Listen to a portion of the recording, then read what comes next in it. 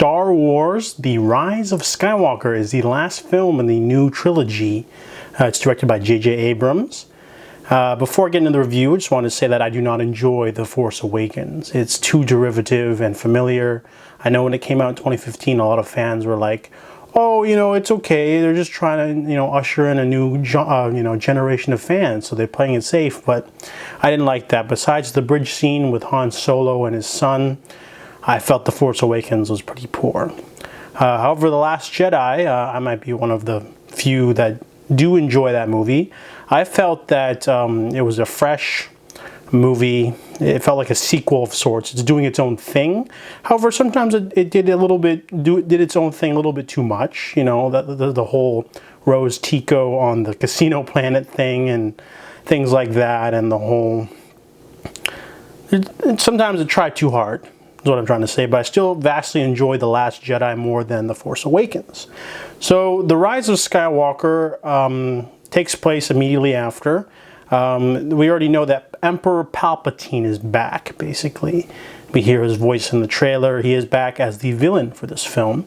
He has been hiding on a dark planet, waiting this whole time.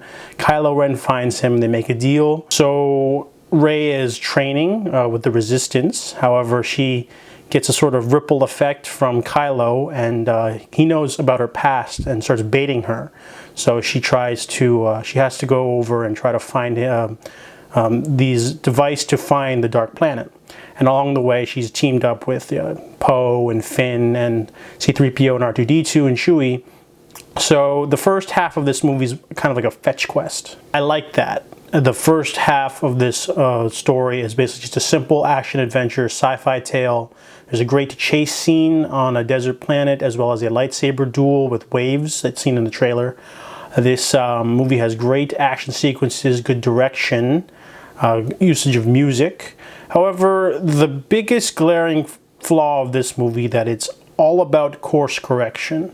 There was a lot of backlash with The Last Jedi, so this movie tries to tiptoe around what the people they fear the people will think of this movie. So this movie feels like it's holding back a little bit. It's not trying to be like this grand epic finale with risks and surprises and amazing payoffs. It's more of a sit down in a room with a committee and say, we need to write a movie that people will like, that will make a lot of money. We can't anger anyone, so we're going to have to go backwards a little bit and course correct all the certain things in The Last Jedi and The Force Awakens that people did not like. So whenever the movie does that, it just kind of screeches down to a grinding halt, which is annoying for the pacing, but also feels kind of cheap. There's a character, a Resistance guy, who's introduced just to talk about stuff and then have someone say, no, we can't do that. It feels really weird. And other than that, though, some characters are very underused because people did not like Rose. She's not in the movie very much, as well as the Knights of Ren. They're introduced at the beginning, but they're not used at all. So it's kind of like, why are they even there? Other than that, though, the movie, does feel weird with the new villain and everything, but they introduced some other characters that are pretty good. Some new characters are really enjoyable, actually. There's a new character, I don't want to go into them, but they're really good additions to the series. As for the plot itself, it does fall into the whole, we just need to basically redo the ending of Return of the Jedi. And it kind of feels like, we've seen this before. There's a lot of, it was very familiar and very safe, which for me, kind of a disappointing thing, especially because Last Jedi, at least, even though it was a movie that people didn't like, at least it took a lot of risks. It did all sorts of things differently. This movie just doesn't, I don't know, it just feels like it's being trapped and held back a little bit, which is not a big deal. But overall, if you're a fan of Star Wars, it is a satisfactory ending to the series. However, those wishing for, a little bit more might not get that. There's plenty of fan service and nostalgia bomb in there.